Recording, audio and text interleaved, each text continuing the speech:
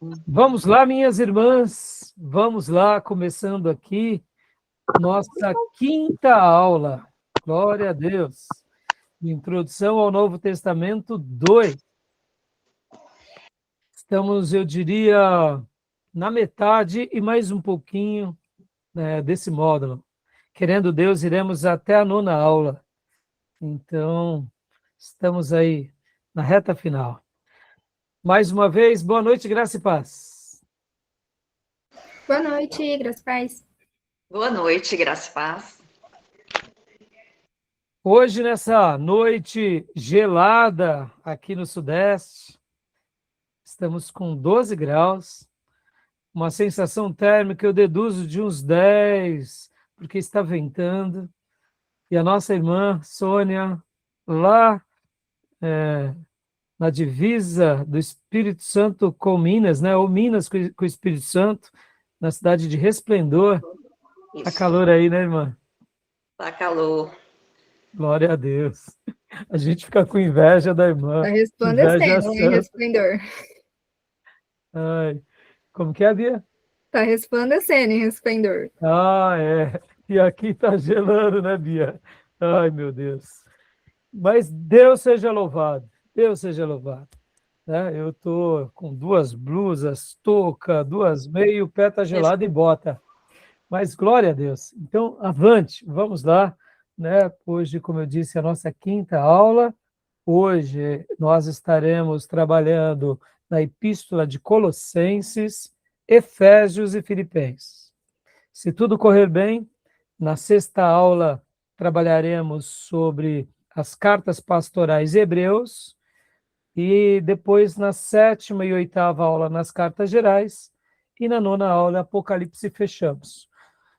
Então, Deus seja louvado, porque até aqui tem nos ajudado o Senhor Ebenezer. Amém?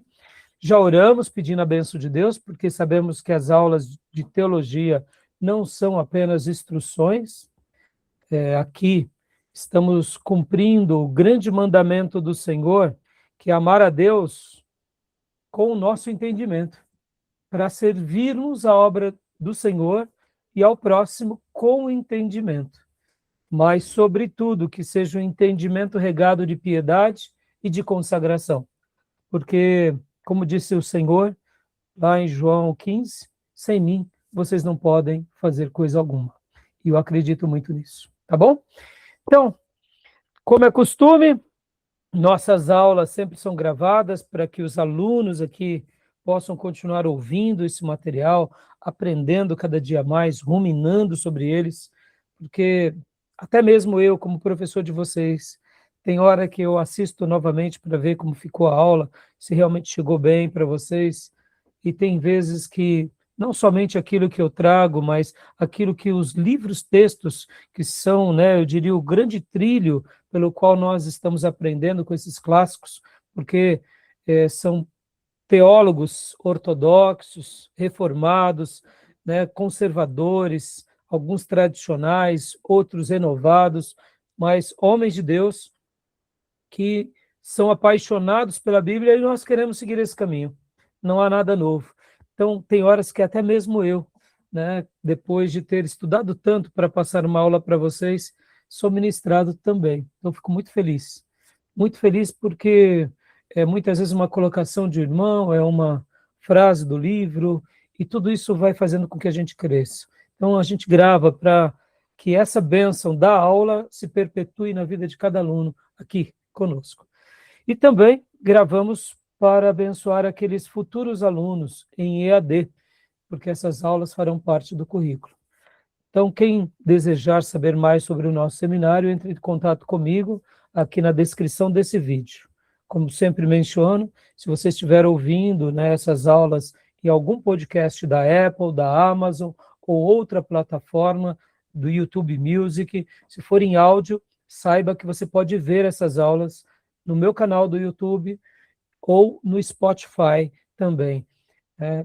Nas outras plataformas chega em áudio, mas sempre procuramos deixar aqui a descrição dos nossos endereços, e-mails, para que você possa entrar em contato conosco. E também gravamos para abençoar o maior número de pessoas. Vez por outra eu recebo uma mensagem, um texto do Spotify, um direct no Instagram, uma mensagem, né, na descrição do vídeo, de alguém que eu nem sei de onde é, mas que essas aulas estão chegando e estão abençoando pessoas. Irmãos, irmãs, seminaristas, missionários, pastores, igrejas, e eu confesso, fico muito feliz. E tem vezes que, para minha surpresa também, algumas aulas são muito assistidas. Por exemplo, eu fiz a publicação no TikTok do resumo da aula que eu mando para vocês no dia seguinte, e ontem eu olhei, fiz ontem essa publicação, era de noite, tinha 300 visualizações, eu fiquei assustado até. Aí hoje cedo eu olhei, tinha mais de 500 visualizações no TikTok, né? Uma coisa que começamos a mexer agora recentemente. Então, o que Deus vai fazer com essas aulas? A gente não sabe. Uma coisa a gente sabe, queremos ser bênção, queremos ser sal e luz nas redes sociais e queremos ver o povo de Deus sendo edificado. E quem sabe, como eu já disse, vidas sendo alcançadas. Eu vou ficar tão feliz de saber que alguém foi salvo pelo Senhor por meio das nossas aulas. Vocês não imaginam, só de imaginar isso já fico feliz. Se isso acontecer, meus irmãos, pelo amor de Deus, vou chorar que vai ser uma beleza, né? Saber que alguém se encontrou a Cristo por causa desse momento nosso.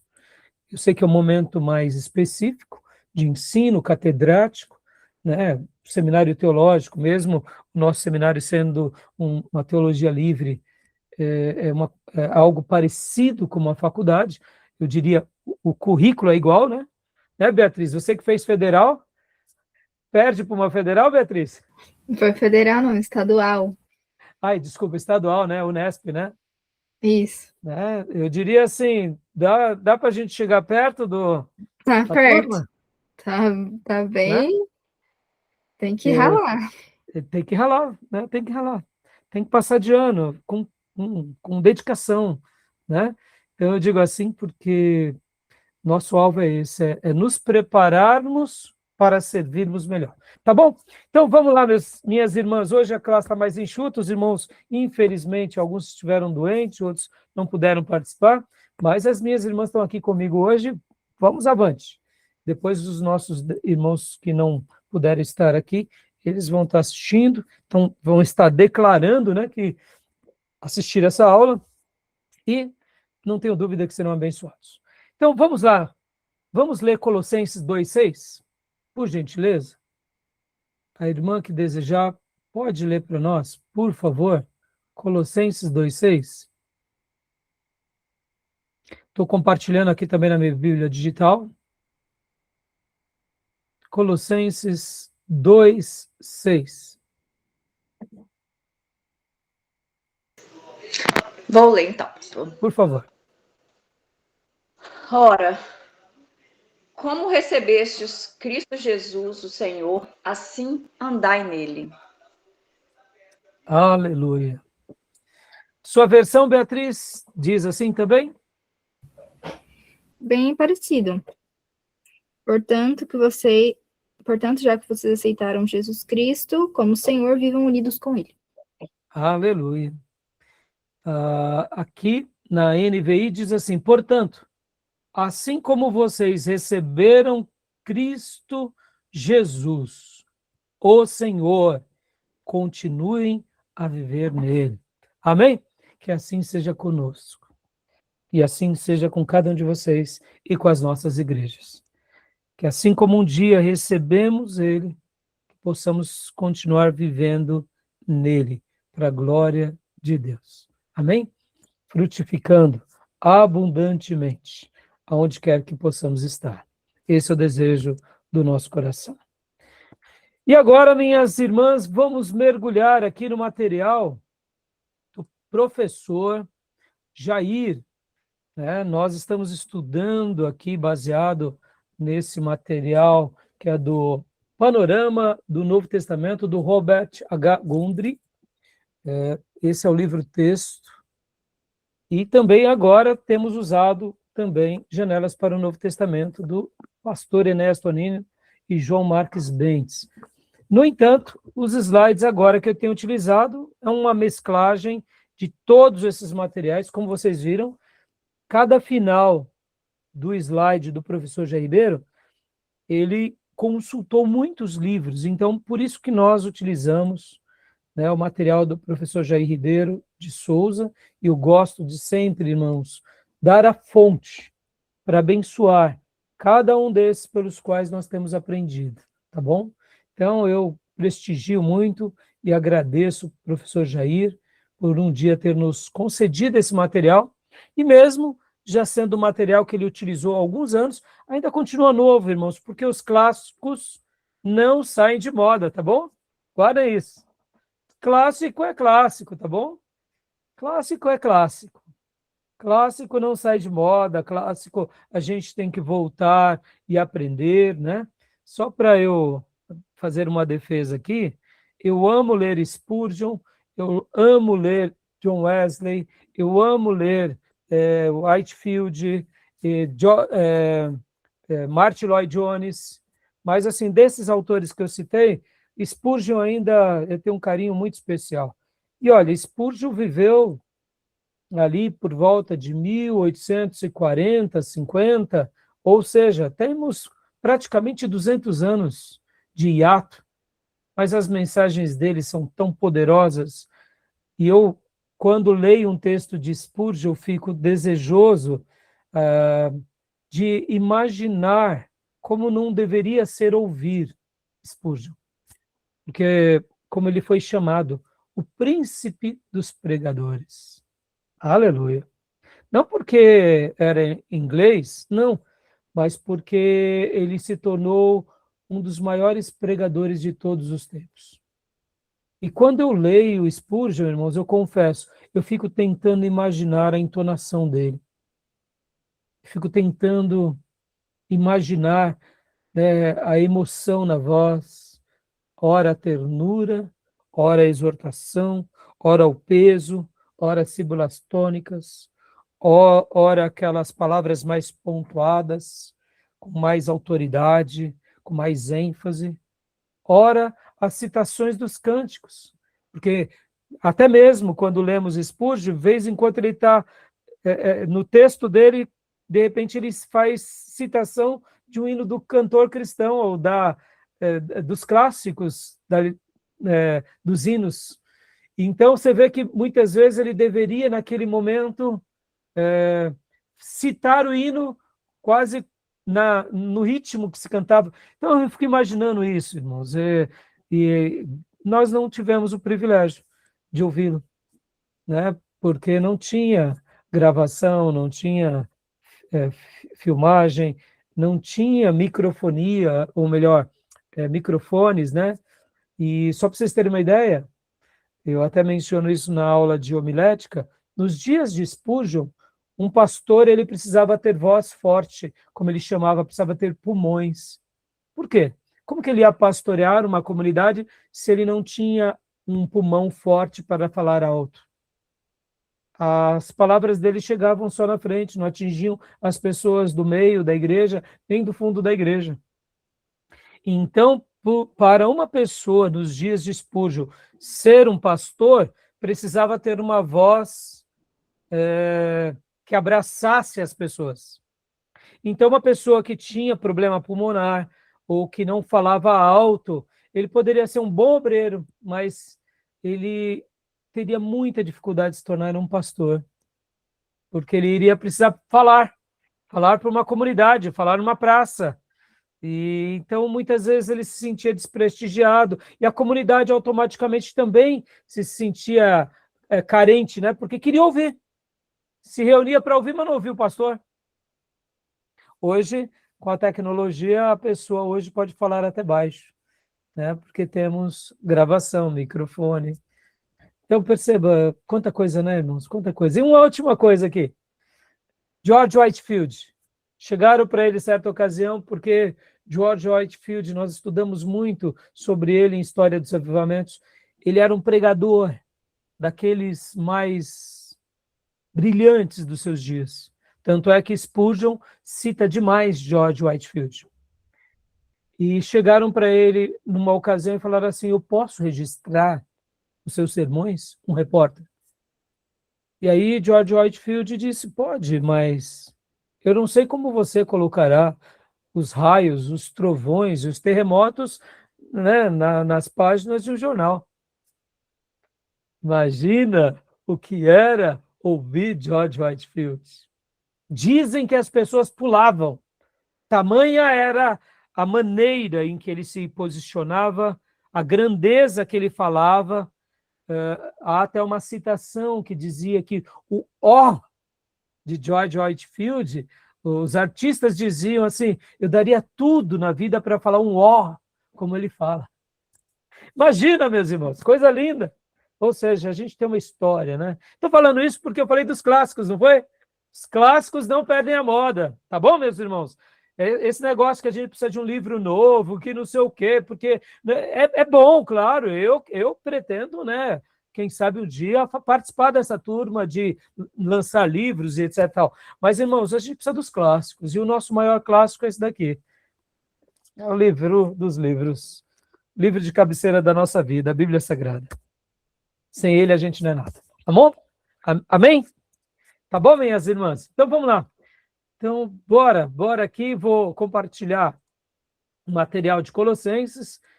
E hoje nós estaremos, inclusive, usando um pouquinho aqui o Google Earth, fazer aqui um breve passeio em algumas cidades, né? Mas não vou passear muito não, que a gente tem que trabalhar bastante, né? E senão a gente vai ficar passeando demais aqui e não vai trabalhar tanto.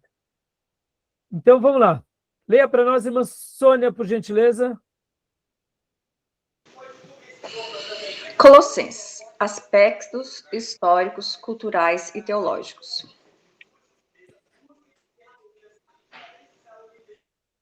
Essa é a pauta que estaremos tratando. Pode ler para nós, minha irmã? Agenda. A cidade de Colossos, a igreja em Colossos, informações sobre a carta, texto-chave, os perigos do gnosticismo e judaísmo, a defesa contra o gnosticismo, a defesa contra o judaísmo e esboço. Então, essa será a agenda, né, a pauta sobre Colossenses, tá bom? Então, a cidade de Colossos, aqui exatamente, deixa eu mostrar para vocês. Aqui, ó, Colossos, onde eu estou marcando agora em verde, e vou até mudar a cor. Deixa eu mudar a cor aqui, colocar um vermelho para destacar mais. Então, essa é a cidade. Aqui, meus irmãos, é a Ásia, chamado Ásia Menor, tá? É a pontinha da Ásia, ou também Anatólia, antigamente conhecida como Anatólia, tá bom? Então, eu vou agora utilizar aqui o Google Earth Pro e a gente vai dar uma passeadinha bem curta aqui em Colossos. Olha, na matéria de geografia bíblica, nós utilizamos muito esse material, é uma delícia, é uma delícia. Então, como eu disse, a gente não vai ficar passeando muito não, senão vocês vão querer viajar e ainda, né, as irmãs vão ficar tudo empolgadas. Então, vamos só um pouquinho. Deixa eu mostrar aqui para vocês, né? Colossos. Ásia. Aqui. Coisa linda, né, minhas irmãs? Estão vendo? Aqui é a cidade de Colossos, ou como chamamos também de Colossenses. Deixa eu abrir aqui. Esse daqui é o Google Earth Pro, né? Inclusive, nosso querido aluno Tomé, que hoje não está conosco, ele que nos ensinou a mexer, e assim, nas aulas de geografia e de arqueologia, a gente se divertiu muito com esse material. Então, aqui essa região é a região, como chamamos, da Ásia Menor, né? Aqui é tudo Ásia, irmãos, continente asiático. A Ásia, né? Aqui é toda essa região. E aqui é chamado de Ásia Menor porque ela é menor, realmente, ou antigamente é Anatólia. Hoje aqui é a Turquia. Aqui está Israel, irmãos. aqui está o delta do Nilo, né? Aqui, aliás, que é o Nilo, aqui é o delta, né, do Nilo. Então, percebam, aqui hoje é a Síria, né? Aqui nós já temos outros países. Então, olha só que interessante, essa região de Colossos é aqui exatamente nessa região da Ásia. Lembra? Saulo de Tarso, Tarso também era essa região.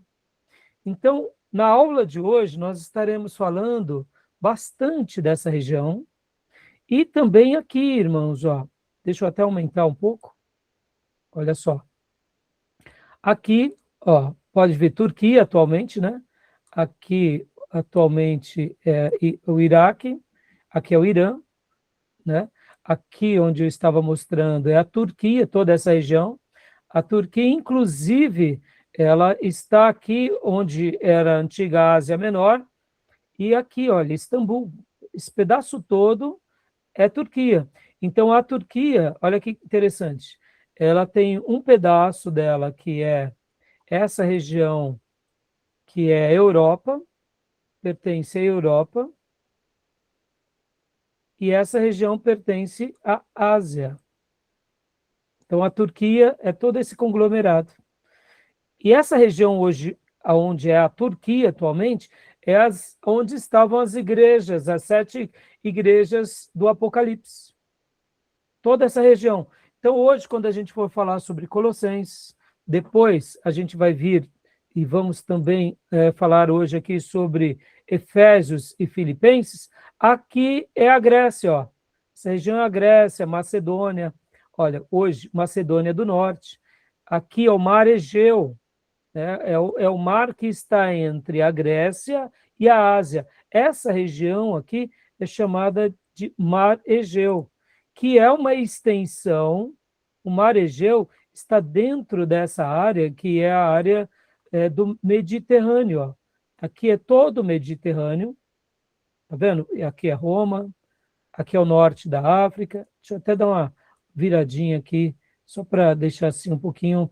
Opa, aqui ficou melhor, ó, tá vendo? Geralmente os mapas ficam dessa forma. Aqui seria praticamente como se fosse uma foto do Império Romano. Pode ver, o Império Romano era todo esse norte da África, aqui essa região, fazia mais ou menos isso, né?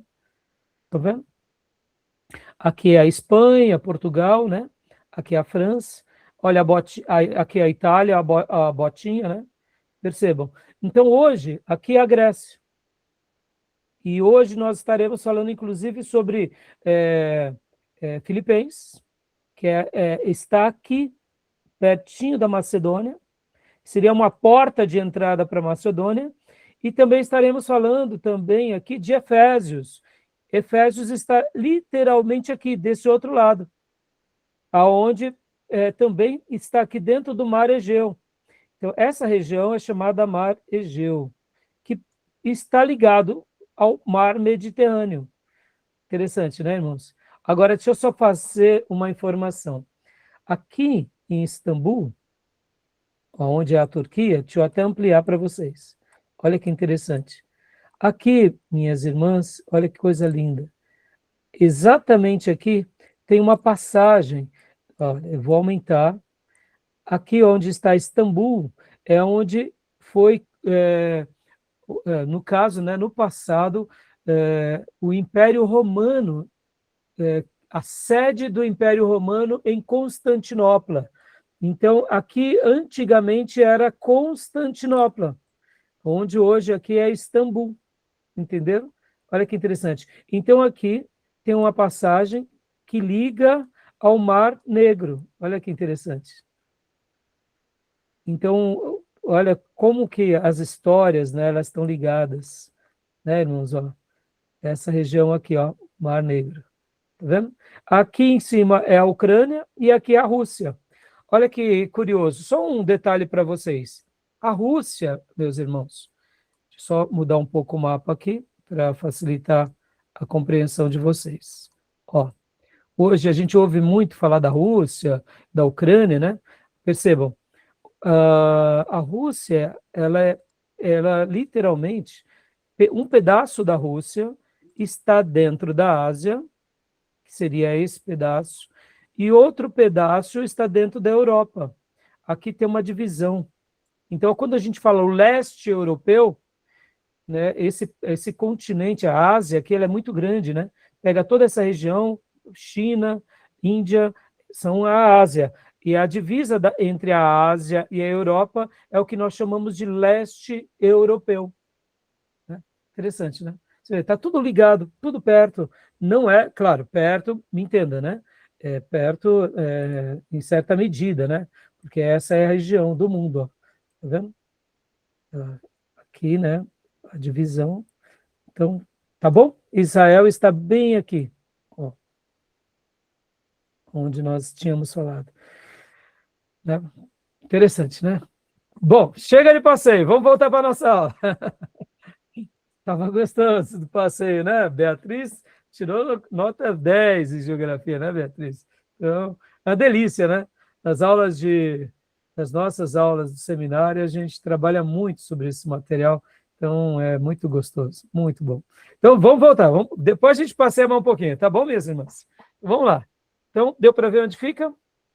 Ó, aqui nessa foto, dá para a gente ver, ó, Pérgamo, Tiatira, Sardes, Filadélfia, Éfeso, olha aqui, Éfeso, que a gente vai trabalhar já já, Colossos, Laodiceia.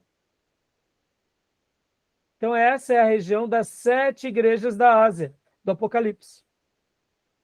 Agora, olha que interessante, quem evangeliza essa turma toda aqui? Paulo.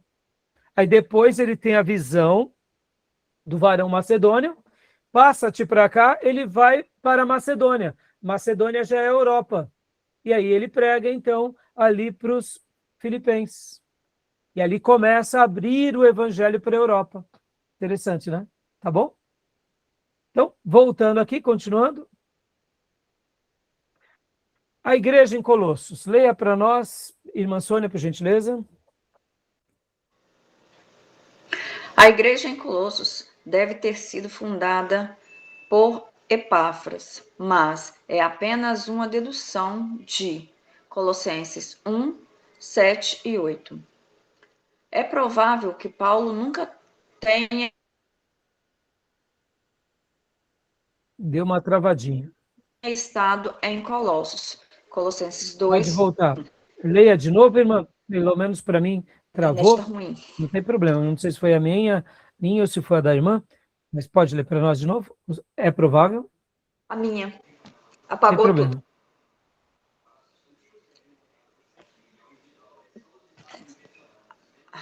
A igreja em Colossos deve ter sido fundada por Epáfras, mas é apenas uma dedução de...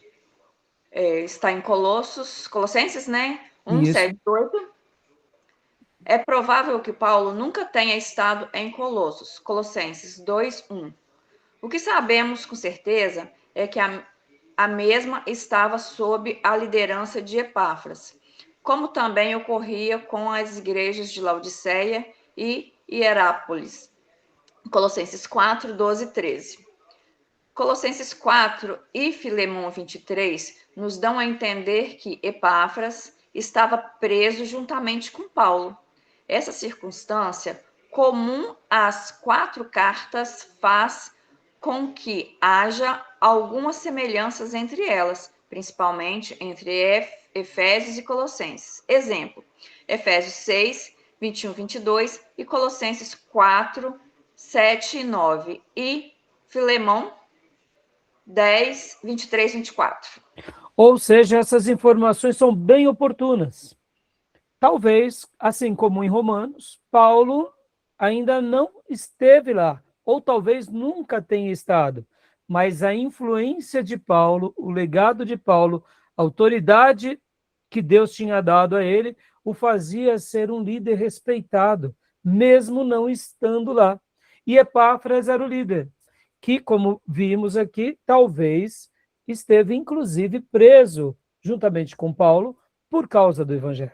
Tá bom? Então, essas são as informações que nós temos, e Epáfras, ele tinha essa, vamos dizer assim, essa área de atuação, tanto em Colossos como em Laodiceia e Hierápolis, que eram tudo ali na região. Ou seja, ele era um obreiro, como Timóteo, muito prestativo, muito honrado e muito valorizado por Paulo, tá bom? Então, alguma pergunta, alguma dúvida? Então, continua para nós, irmã Sônia, por gentileza. A carta aos Colossenses. Autores: Paulo, entre parênteses, e Timóteo, fecha parênteses, conforme Colossenses 1, versículo 1, Colossenses 4, versículo 18. Data: aproximadamente 60 ou 61 depois de Cristo. Local: prisão em Roma, conforme Colossenses 4, 3, Colossenses 4, 18. Tema: a supremacia de Cristo. Classificação: epístola cristológica, entre parênteses, doutrina de Cristo, fecha parênteses. Exato, olha, percebam, a carta aos Romanos, na última aula eu mencionei que ela é chamada o quinto evangelho. Por quê? Porque ela faz um apanhado das doutrinas bíblicas, em especial daquilo que o mestre ensinou por meio da sua vida. E agora, Paulo, guiado pelo Espírito Santo, então vai e recebe do Espírito Santo as definições das doutrinas. Já a carta aos Colossenses, como nós vimos há pouco, ela tinha uma necessidade de resolver algumas questões, e entre elas, a questão da pessoa de Jesus. A pessoa de Jesus naquela região estava sendo aviltada. A obra de Cristo estava sendo questionada. Havia uma certa dúvida. Então, agora o Espírito Santo guia Paulo para dar uma resposta àquela igreja, e essa resposta trouxe beleza, trouxe significado e fez com que a doutrina de Cristo, ou seja, os ensinos sobre Jesus e a obra que Jesus fez, criasse um destaque. Isso não significa, irmãos, que não haja outra doutrina. Mas, assim, a tônica da carta, ela é cristológica. Ela destaca a pessoa de Cristo e as doutrinas de Cristo, tá bom? Como a gente viu há pouco, só para recapitular rapidamente, olha só, voltando aqui. Olha só. Defesa contra o gnosticismo e defesa contra o judaísmo. Por quê? Haviam os perigos de ambos. Logo, havia essa tensão. Então, agora, pelo Espírito Santo, Paulo vai e dá uma resposta. Então, a data, como nós vimos, é por volta do ano 60 ou 61, e o local que foi escrito foi da prisão de Roma, como está lá em 4:3 e 4:18. Tudo bem?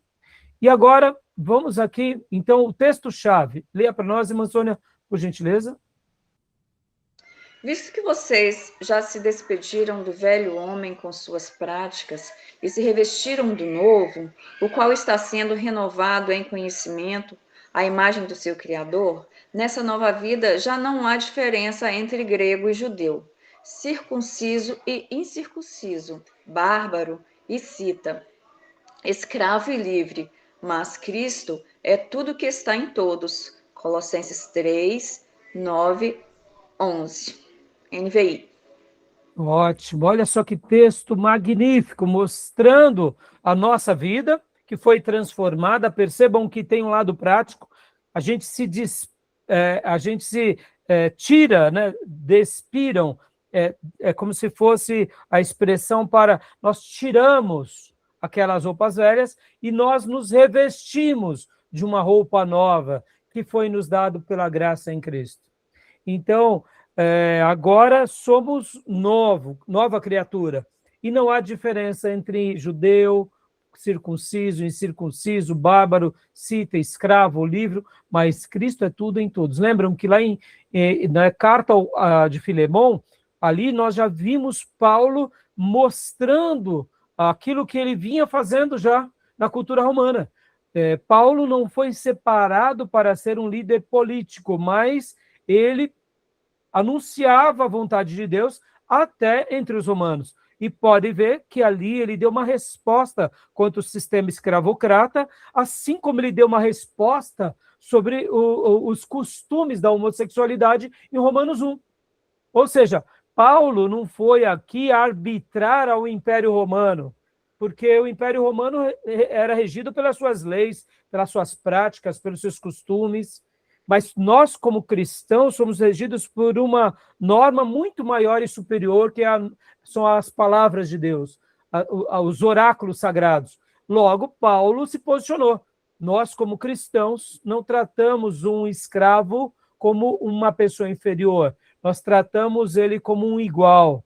Mesmo entendendo e não aceitando esse modelo, aqui damos uma resposta já de Deus a nós, servos de Deus, a nossa cultura e ao império. Pode ver que ali foi uma grande palavra de Paulo já mostrando o posicionamento dele contra todo o sistema escravocrata. Aqui também, né, a gente vê que agora Paulo, guiado pelo Espírito Santo, está dando uma resposta dessa tensão, desse perigo, que eram os gnosticismos e o judaísmo, tá bom? Então, a grosso modo, Colossenses vai tratar disso, tá bom, minhas irmãs? Alguma pergunta, alguma dúvida? Não? Então, vamos continuar? Deixa eu só continuar aqui. Inclusive, quando vimos que Paulo e Timóteo escrevem, olha só, deixa eu compartilhar rapidamente com vocês, só para mostrar aqui, capítulo 1, versículo 1, olha que interessante. Aqui diz, Paulo, apóstolo de Jesus Cristo, pela vontade de Deus, e o irmão Timóteo. Ou seja, percebam que a autoria dessa carta, segundo a própria autoridade paulina, está dizendo, olha, eu escrevi ao lado de Timóteo. Eu escrevi junto com Timóteo. O Espírito Santo está me usando como está usando Timóteo. Fantástico, não?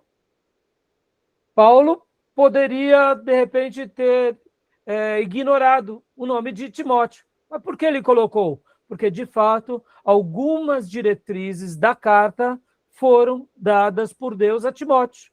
E Paulo aqui, agora, escreve àquela igreja e mostra, olha, eu e Timóteo. Por isso que alguns teólogos vão dizer que também Timóteo, na igreja primitiva, foi visto como um apóstolo. Por quê? Porque ele também foi canal da revelação. Bom, isso a gente vai deixar para a matéria de eclesiologia.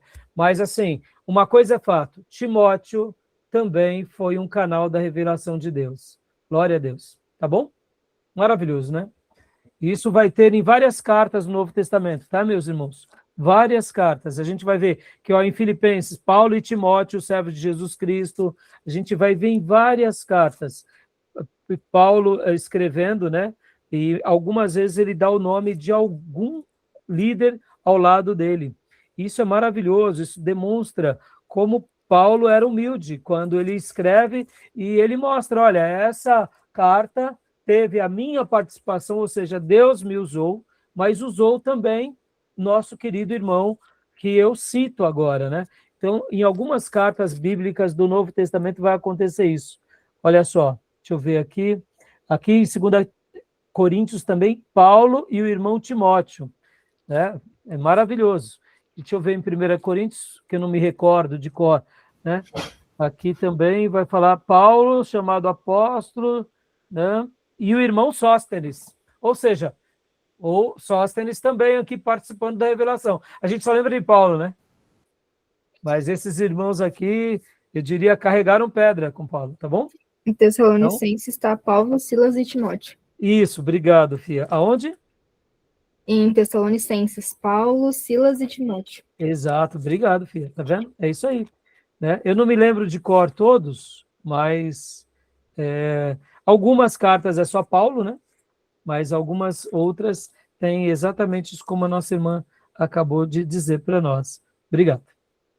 Então, continuando aqui, alguma pergunta, alguma dúvida sobre o que nós estamos tratando? Então, vamos lá, vamos continuar. Bom, aqui, o propósito. Leia para nós, irmã Beatriz, por gentileza. O apóstolo Paulo escreveu aos Colossenses depois que foi informado sobre a situação espiritual daquela igreja, através de Epáfras, um colossense fundador e dirigente dessa igreja, numa época em que falsos mestres tentavam combinar elementos do judaísmo e da filosofia secular, gnosticismo, com as doutrinas cristãs. Ou seja, Epáfras chega então e fala para ele: Paulo, estamos tendo essas tensões. Os irmãos estão sendo influenciados pelo judaísmo, ou seja, os judaizantes, e pelos gnósticos. Paulo, nos ajude em oração, esclareça-nos, guie-nos, o que o Senhor, como apóstolo, tem para nos dizer. E então, Epáfras aqui fez um trabalho como se deve ser feito, irmãos. Um pastor, de fato, meus irmãos, ele vai ter uma atitude ativa na comunidade. Ele vai saber de algo, ele vai tentar resolver. Se ele não sabe resolver, ele pede ajuda para quem mais conhece. E assim nós vamos crescendo passo a passo, tá bom? Então, continuando aqui.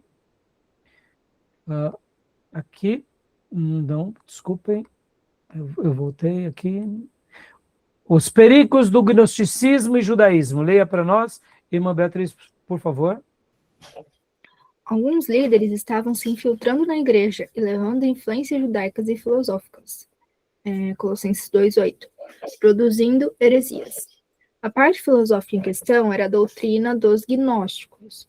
Juntando tudo isso, os irmãos estavam sendo pressionados em relação aos seguintes pontos: valorização dos mistérios do gnosticismo, adoração a anjos, os quais os gnósticos atribuem à obra da criação, ascetismo exterior, abstinência de comidas e bebidas, influência gnóstica e judaica. A influência judaica estava levando a igreja a observância da lei mosaica, prática da circuncisão, comemoração de festas judaicas e guarda do sábado. Nós veremos já, no decorrer dos slides, algumas explicações do professor Jair, mas deixa eu de antemão já falar, irmãos. Nós somos frutos do meio, meus irmãos, não se iludam. Se nós não aprendermos a lutar contra as vozes que estão ao nosso redor, se nós não vermos o perigo, a gente é influenciado. Somos ludibriados, somos enganados, somos enredados. E aqui, o gnosticismo era muito forte. Como eu mencionei para vocês, Colossenses estava nessa região que estava muito próximo à Grécia.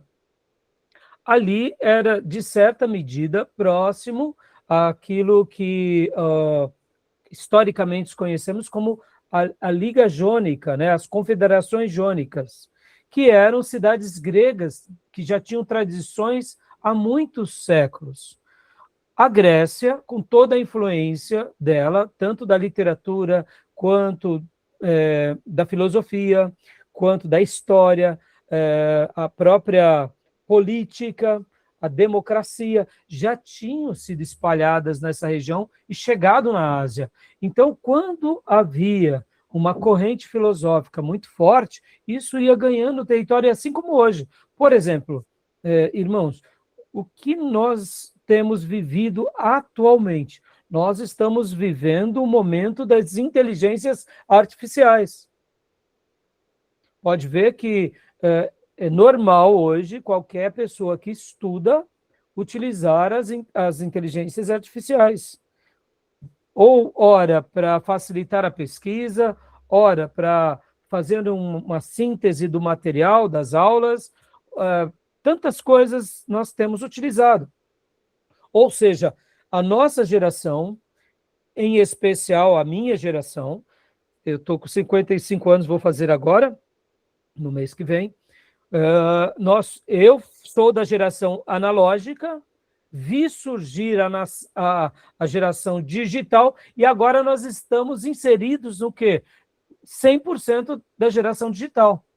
A Beatriz, que é a mascote da turma, já nasceu na geração digital e praticamente não sabe o que é uma máquina de escrever, né, Beatriz? Até sabe o que é, porque trabalha no escritório de advocacia, mas talvez nunca fez uma carta com máquina de datilografar, aquelas antigas, né, das teclas, né? Então, assim... Vi, mas não mexi. Nunca mexeu. É. Então, isso daí é da meu primeiro diploma na minha vida foi o curso de datilografia. Tinha curso, irmãos, porque saber datilografar na minha infância era uma coisa que poucos faziam. Então, eu fiz meu primeiro diploma, eu ganhei, né? Assim, eu tinha, sei lá, uns 12 anos de idade, foi curso de datilografia. Nunca mais me esqueci. Tenho guardado até hoje, né? Olha o carinho, né? Me foi útil a vida toda, porque eu tenho uma digitação muito rápida, mas assim, percebam, aquela máquina analógica não se usa mais. Aquilo é um objeto de enfeite. Ela é útil, claro, aquilo é importante, mas não se usa mais. Ainda na minha infância, para a minha adolescência, saiu a máquina eletrônica, com teclados eletrônicos. E depois vieram os computadores, né? Aqueles museuzão de 8 bits, 16 bits, e aí, né, bom, não preciso nem falar muito, 32 bits, 64 bits, eu vi tudo isso acontecer. Eu vi tudo isso na minha juventude. Então, percebam, hoje nós somos fruto disso. Se a gente não tomar cuidado, a gente vira escravo disso. Como dizem os cientistas atuais, não é inteligência e não é artificial, tá bom?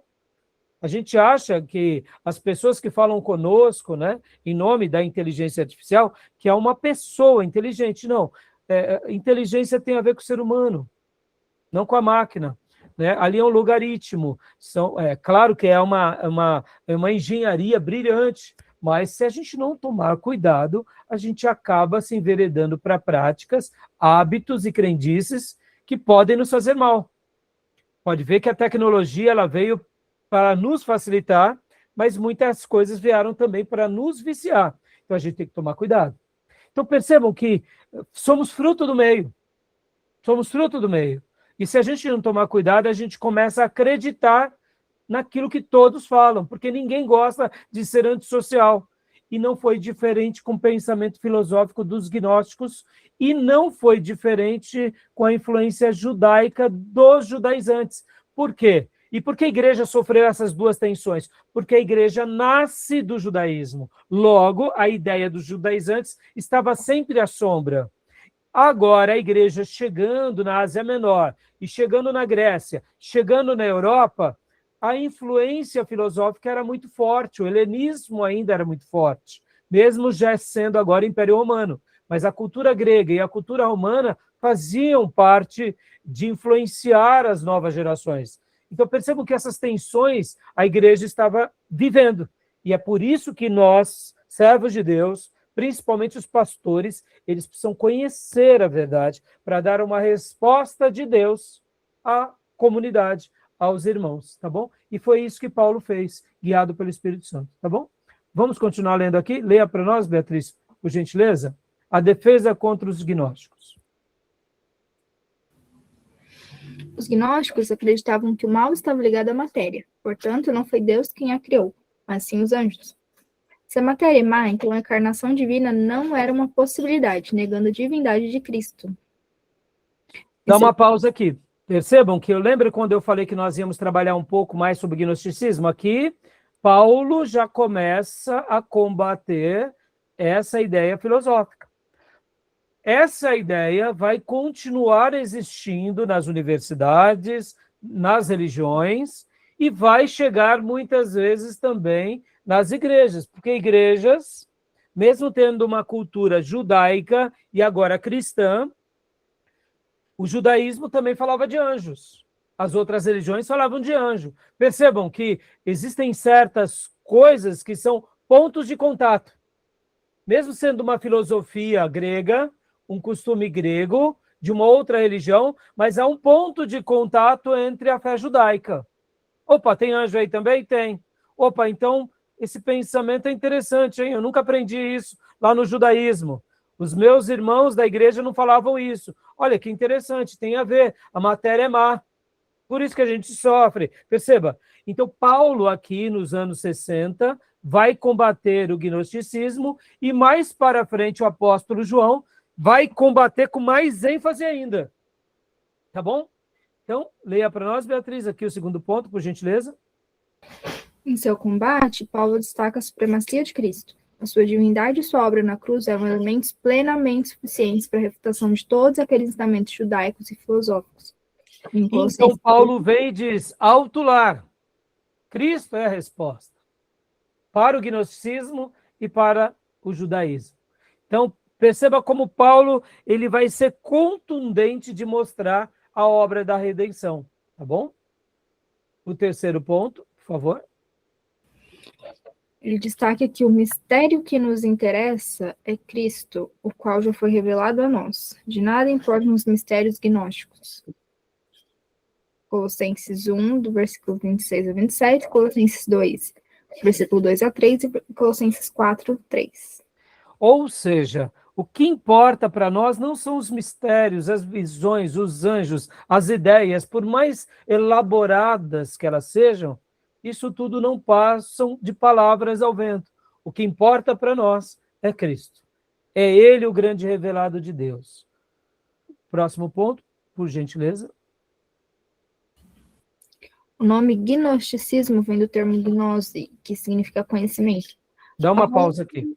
Então, o gnosticismo tem a ver com o conhecimento. Perceba, era como se, por meio dessa filosofia, o conhecimento te ajudasse a atingir o sagrado. Que conhecimento? Daquelas linhas filosóficas, espirituosas. Logo, quanto mais você conhecesse, mais você evoluía, mais você se aprofundava no mundo espiritual. Mas essa é a ideia do gnosticismo. Estou dizendo que nós concordamos com isso. E aí Paulo, continua para nós, filha.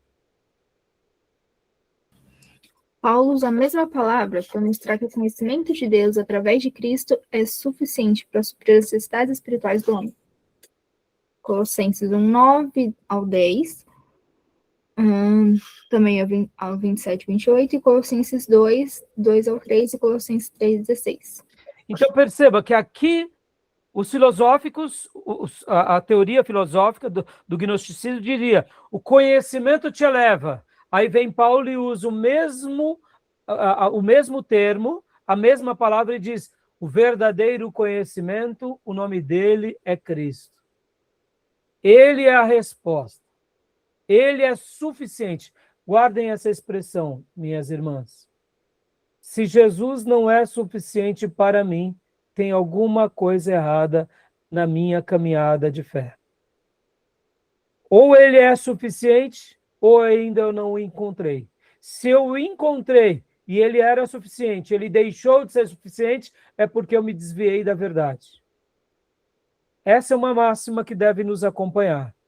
Se Jesus não é suficiente para nós, se a gente precisa de algum tipo de conhecimento, de algum tipo de filosofia, de alguma prática religiosa para completar a obra de Cristo, é porque ainda a gente não conheceu a Cristo. Porque quem conheceu a Cristo, Cristo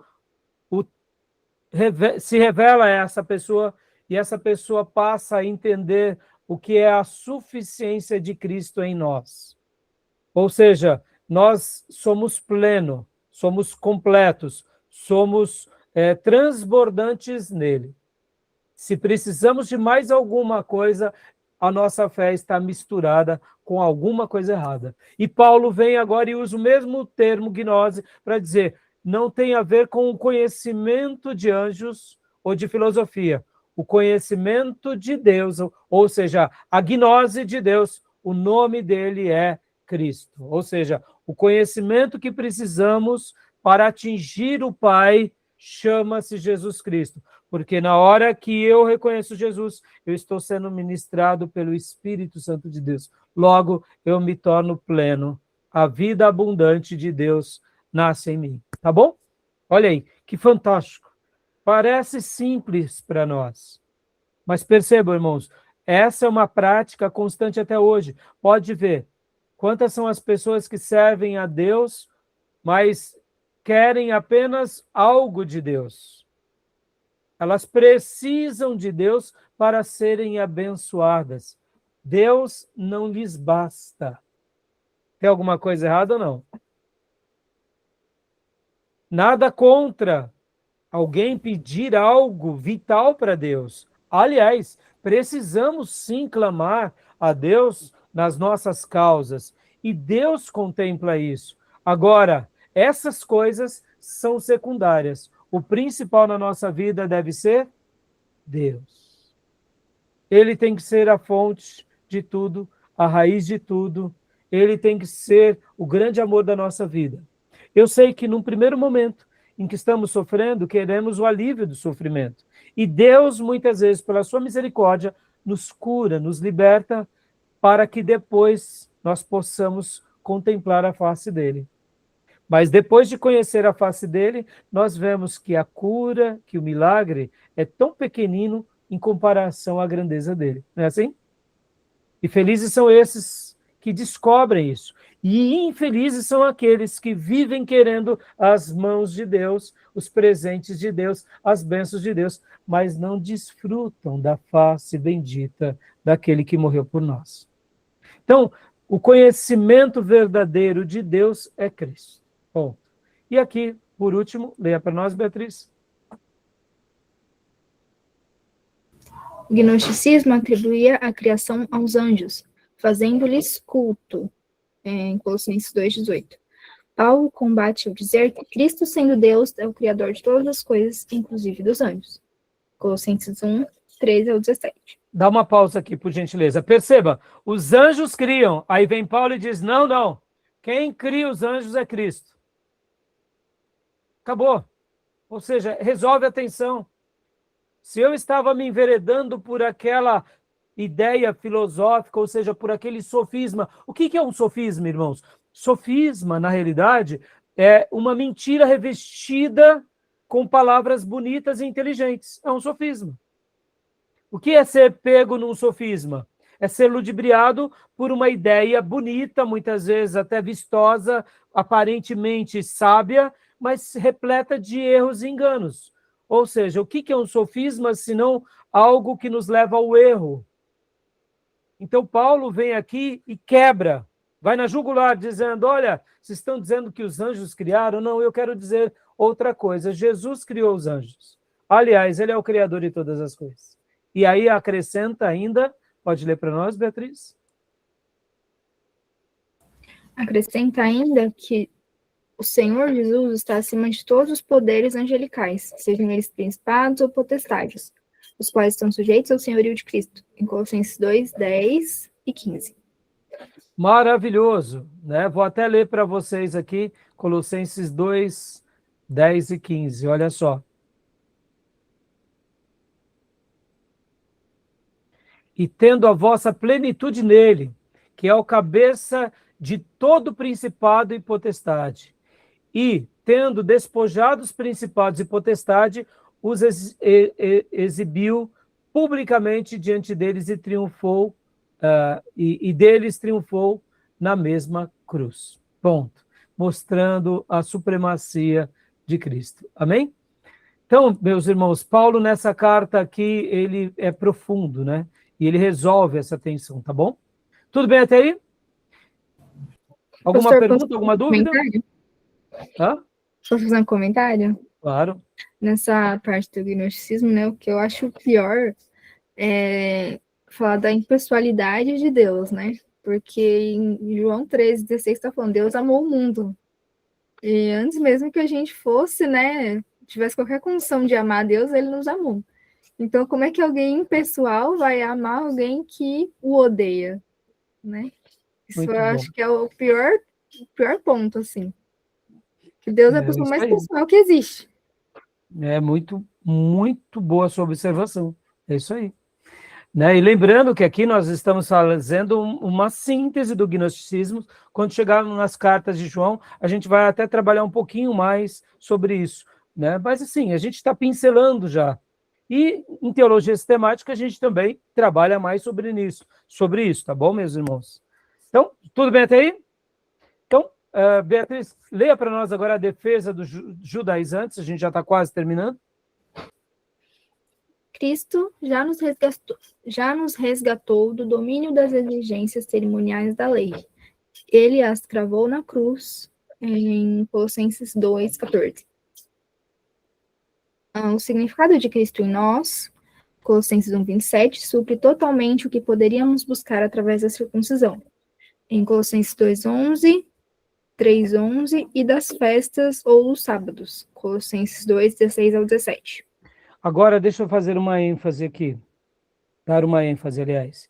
Assim como Paulo foi diretivo aos judaizantes em Gálatas, ele está sendo diretivo aqui de novo em Colossenses.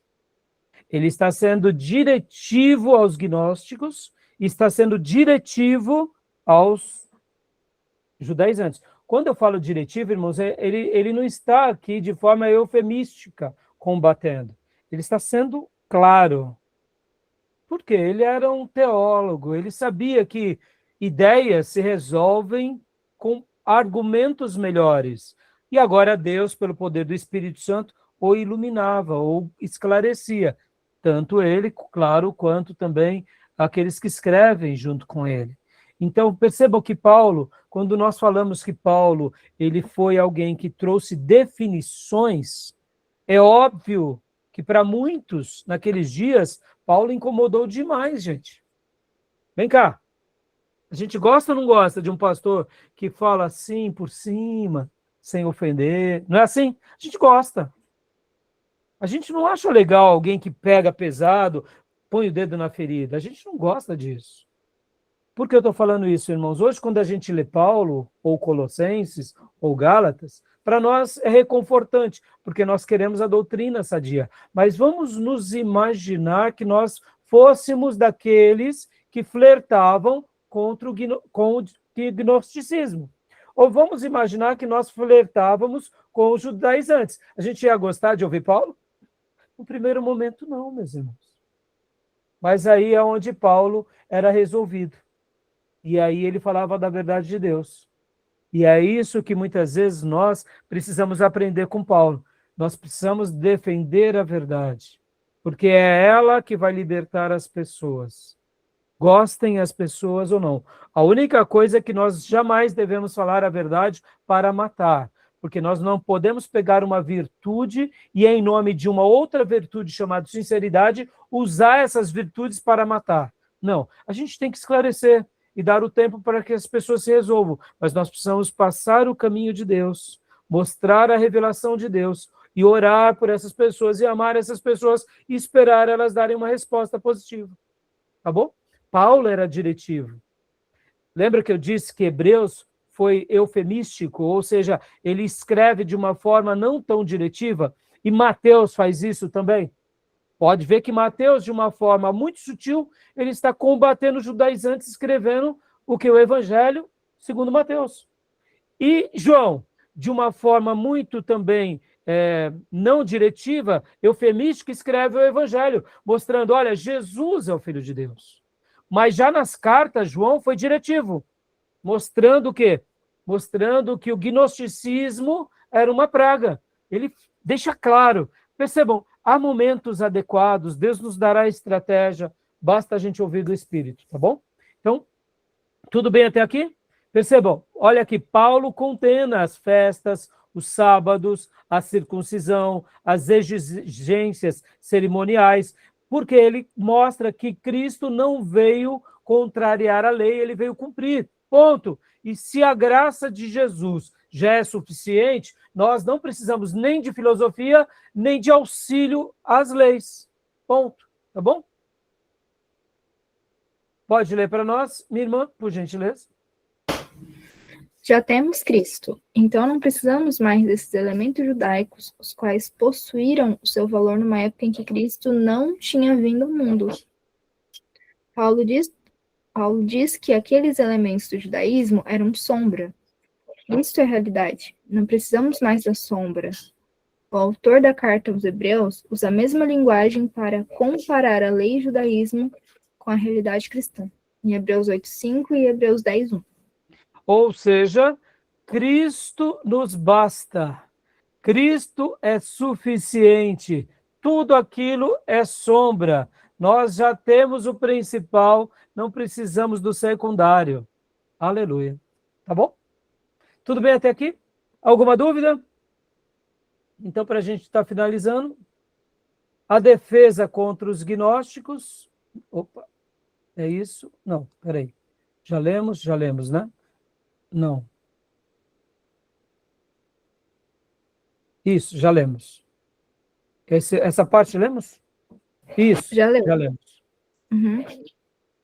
E aqui acabamos de ler, né? Festas, tal. Isso. O esboço. Percebam que esse livro, ou melhor, essa epístola, ela é dividida em duas partes. Mais uma vez, repito, olha só, ortodoxia e ortopraxia. Interessante, né? Reta doutrina e práticas retas. Simples assim.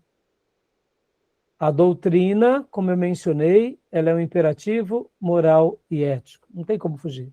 O cristianismo é um imperativo moral e ético. Do capítulo 1 até o capítulo 2, versículo 3, nós temos as doutrinas. Vemos gratidão, intercessão e a preeminência de Cristo. E aqui, do capítulo 2, versículo 4, até o capítulo 4, versículo 18, temos as práticas, ou ortopraxia, avisos, união com Cristo e saudações. E a mensagem que destaca, né, na epístola aos Colossenses é a suprema glória e dignidade de Cristo. Poderia dizer que Cristo é soberano e que Cristo nos basta. Cristo é sempre eterno e Cristo é suficiente. Amém? Tá bom? Alguma pergunta, alguma dúvida? Nenhuma. Aqui, olha só, o professor Jair não deixou nesse esboço, mas no material que ele sempre coloca para nós, que ele passa para nós, tem ali a lista dos livros, né, em que ele fez a sua lição de casa. No caso aqui, por exemplo, deixa eu até mostrar rapidamente para vocês, no texto que ele disponibiliza, deixa eu pegar aqui rapidamente. Deixa eu só pôr aqui a bibliografia. Ele sempre tem uma lista de bibliográfica no final de cada slide dele. Então, depois eu vejo com vocês. Ó. Aqui é o material da apostila dele que eu passo para vocês também. Onde está a bibliografia? Não estou achando agora, mas depois eu mostro os outros materiais para vocês, tá bom? Mas ele sempre se baseia em pelo menos uns 5, 6 livros. É o material do nosso querido irmão, professor Jair. Tá bom? Tudo bem? Alguma pergunta, alguma dúvida? Então, bora para Efésios? Bora. Bora para Efésios, depois do intervalo. Tá bom? Pode ser? Porque aí agora a gente dá uma pausa para pegar um chazinho, para esquentar um pouco. A irmã vai pegar um refresco. Né, irmã? Tá quente aí? E aí a gente volta em alguns minutos. Pode ser? Temperatura agradável, quente não tá, não. Tá gostoso, tá ali nos 20 e poucos graus, né, irmã? Isso. Delícia. É a temperatura ideal, né? Temperatura ideal. É isso aí. Então, glória a Deus. Então, vou parar aqui nossa gravação, voltamos. Se Deus permitir, nós vamos concluir no segundo bloco de hoje Efésios e no último Filipenses. E hoje fechamos aqui essas 3 cartas e dessa forma concluímos as cartas das prisões de Paulo. É claro que as cartas pastorais também foram escritas na prisão, mas há na teologia essa classificação para trazer para nós esse significado, que essas cartas, mesmo sendo escritas da prisão, elas têm uma abordagem mais pastoral, mais no ministério. A gente vai chegar lá e eu vou fazer alguns apontamentos, inclusive, sobre essas terminologias, tá bom? Tá bom? Então, a gente volta já para Efésios, querendo o Senhor, tá bom? Então, vou parar aqui nossa gravação.